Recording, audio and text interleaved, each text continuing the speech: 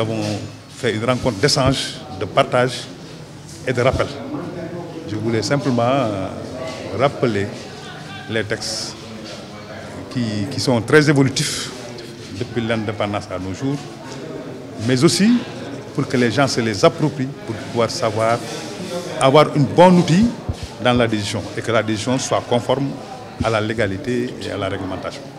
Donc c'était en gros cela qui était le débat. On a parlé du rôle des chefs de village, du rôle des conseillers, du foncier, de la gestion foncière et d'autres questions diverses, comme le parrainage aussi, on en a parlé, parce que les chefs de village, ne l'oublions pas, ont pour tâche d'exécuter et de contrôler l'exécution des lois et règlements dans leur localité.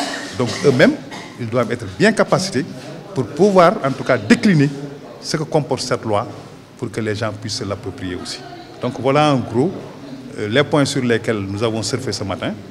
Donc je pense qu'il y aura d'autres rencontres et lors de ces d'autres rencontres, d'autres questions seront soulevées, agitées et sur lesquelles nous donnerons des réponses et des réflexions et nous partagerons ensemble sur la base de la légalité et de la réglementation ce que recouvre ces textes-là. Pour parler de la délégation à l'entrepreneuriat rapide, vous le savez, il y a des allocations par commune sur le territoire national. Notre commune aussi est concernée, mais j'ai rappelé et surtout insisté sur le fait qu'il s'agit de prêts.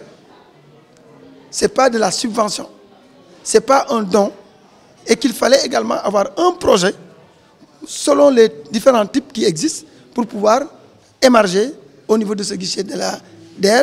Et on a rassuré tout le monde pour dire que le formulaire existe au niveau de la mairie. Des jeunes et femmes ont été capacités pour les accompagner, les aider à élaborer leur projet, mais le préalable pour obtenir ce financement, c'est d'avoir un projet. Et un projet aussi, c'est pour travailler et après rembourser. Et j'ai beaucoup insisté sur cette notion parce que ce n'est pas un don. Et j'ai également insisté sur le caractère apolitique de ce financement. Il est ouvert à tout le monde, sans discrimination quelconque. Donc voilà un peu, bien sûr aussi, je profiterai aussi pour rappeler qu'on a une enveloppe de 100 millions de francs CFA avec le FONGIP, avec une contribution de 10 millions que la mairie a donné. On a une enveloppe de 100 millions, mais également c'est pareil. C'est pour financer des projets de jeunes et de femmes, mais pour rembourser le crédit.